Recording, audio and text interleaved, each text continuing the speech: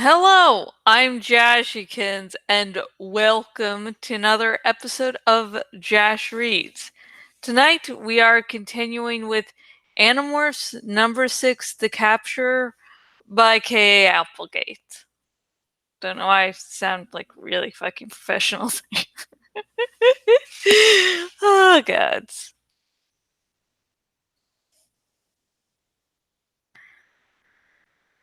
Tom came home late that evening. He smelled like wood smoke and barbecue sauce. My mom and dad and I were already at the table, eating dinner. My dad had his injured ankle resting on a stool.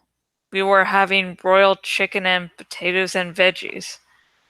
As he walked in through the kitchen door, my mom said, "Tom, how was the big cleanup? They showed some of it on the news." Tom came into the dining room and took a chair across from me. It was okay. We filled two dumpsters full of garbage and dead branches and stuff. Hey, what happened to your leg, old man? My dad winched. I tried for a shot I shouldn't have tried for. Twisted it. Did you have enough to eat? My mom asked Tom. Tom patted his stomach. Burgers and dogs and chickens. Not as good as your chicken, of course. Actually, your father cooked. He cooked by calling Gourmet Express and having it delivered. But I did microwave the sauce, my dad said. That counts as cooking. Tom winked at my dad. Well, the stuff at the barbecue had to be better than Dad's chicken. Good thing I ate there. Just for that, you get no dessert, my dad said. And it's cheesecake from Satteroni's. Oh, Satteroni's? Tom groaned. I take it back. I apologize. I grovel. I beg. I love Satteroni's. Homer came in, sensing it was time for table scraps. Hey, Homer, Tom said. He scratched him behind the ears, and Homer got his happy moron look. The look where his eyes glaze over and his tongue lolls out of his mouth. Totally normal scene around a totally normal dinner table. No one would ever have guessed the truth. And my brother's head was an alien, a creature from another planet. I asked Axe about how it works. Axe is the andalite we rescued from the bottom of the ocean. He's one of us now, I guess. Anyway, I asked Axe about how the Yerk slug lives in a person's head. He explained it to me. How they can flatten their slug-like bodies, how they can sink between the crevices and cracks of a person's brain, how they melt like a liquid into every available space. How they wrap their bodies around a brain and attach their own neurons to human neurons. Tom must have noticed me staring at him. What's your malfunction? I snapped out of my daze. What? Oh, nothing. I was just thinking of something. You were staring at me. You were staring at my forehead. I forced a laugh. My mind raced to think of a joke. Really? I thought I was just staring blankly into empty space. But then again, empty space, your head. What's the difference? It worked. Tom snatched up a dinner roll and chucked it at me. I caught it in midair a split second before it would have hit my face. For a moment, we just glared at each other. Don't throw food, my dad said.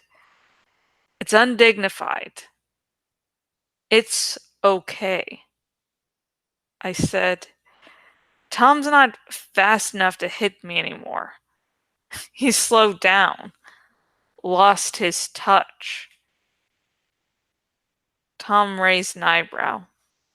Don't push it, midget. I smiled. It was a fake smile, but it was the best I could do. You used to be faster when you were still on the basketball team. I guess hanging out at the sharing all the time, eating barbecue and potato salad, must have slowed your reflexes. You know, in the old days, Tom would not have put up with that. He would not have let me challenge him and get away with it. He he would have had me in a headlock and given me a massive noogie till I begged for mercy.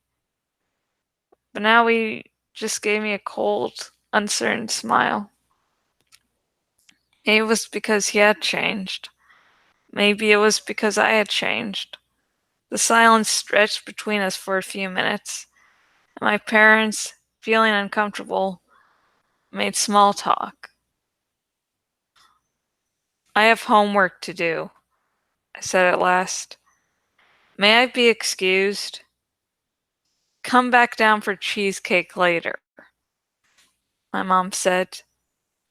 Tom caught up to me on the stairs. I don't know why you're so against the sharing, he said. A lot of the kids in your school have joined. I guess I just don't like to join things. Yeah? Well, don't dump on what you don't understand. What were you doing that was so important today while I was out cleaning up the park? I stopped and turned to face him. I was one step higher than he was. We were eye to eye. Me? I wasn't doing much of anything. Hanging out with Marco. Your loss, he said. There are things that are cooler than hanging out with Marco. Cooler than being on some bogus team. Important things. You could be a part of something bigger. You could be part of something great. Not just another nothing kid. Gave me a look. Like he could tell me incredible things. Like he could open up a whole new world for me. I could be part of something bigger, something important. I knew that kind of stuff worked on some people. That was the first step toward becoming a voluntary host. That was how this sharing started you out. Talk of bigger, more glorious, more interesting things that you could be part of. Thanks, Tom, I said. But I don't want to be a part. I guess I'd rather just be one person, on my own, one little nothing kid. For a split second after I said that, he let the mask slip. For just a moment, I saw an expression of pure arrogance and contempt. Your arrogance, your contempt. The look said, we will have you sooner or later, you and all the rest of your weak race. Then it was gone, and Tom was shrugging like it was all no big deal.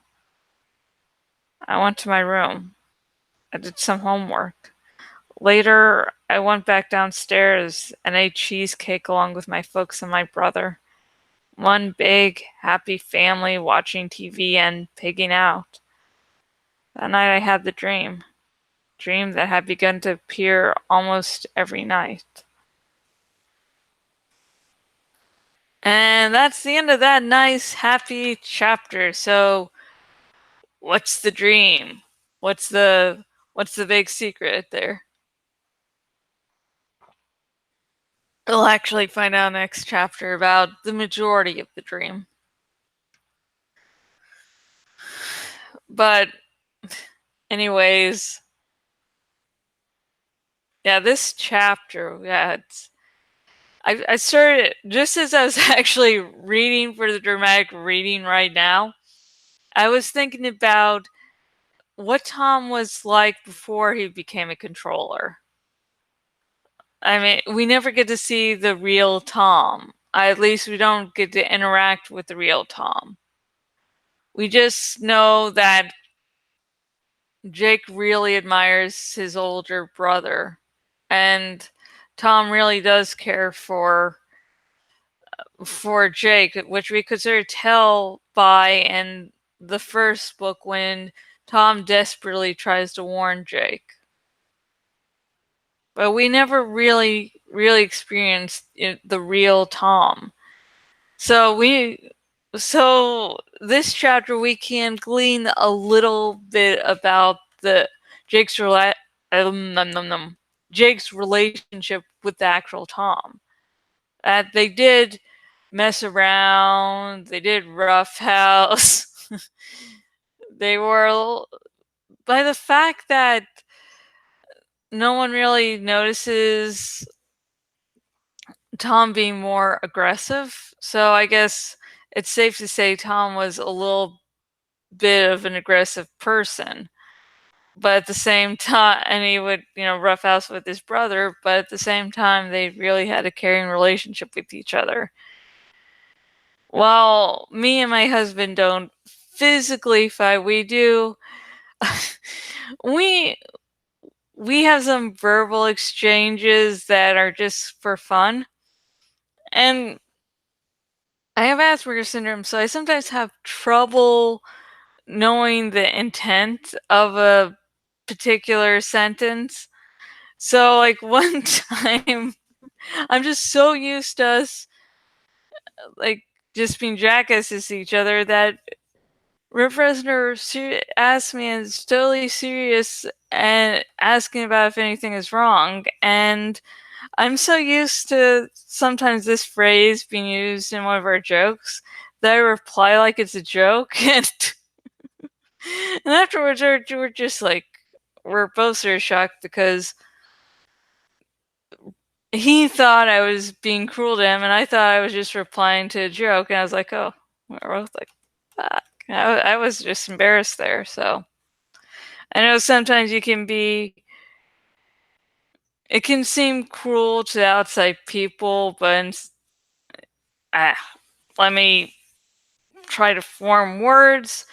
Basically, Tom and Jake might be outwardly rough to each other, but it could just be fun and games for them. But we will never know, at least for now. So, if you would like to discuss this chapter with me, please comment down below. Remember, no major spoilers. If you would like to do major spoilers, and you're on the YouTube, simply go into the description and you'll find a link. And you'll find a link to my Tumblr Ask Box. And I'd say no major spoilers because I'm hoping people will discover this series through these videos. And so, if you're one of those people that have just heard about the series via these videos, if you are and you want your very own copy of Animorphs number 6, The Capture by K.A. Applegate, simply, if you're on the YouTube's link in the description, if you're on my blog, link down below, and both links will take you to your very own copy of Animorphs number 6, The Capture by K.A. Applegate. Woo woo, yeah, yeah, woo woo. So anyways, if you're watching this on the YouTubes, like this video, subscribe to my YouTube channel, and if you're watching this on my blog, please and watching on the desktop version of my blog, please choose the follow by email option, which will be totally fucking awesome for me. Show me the love. Okay, here's a real life segment where I recount a little thing that happened in real life or something that I'm currently wanting to rant about.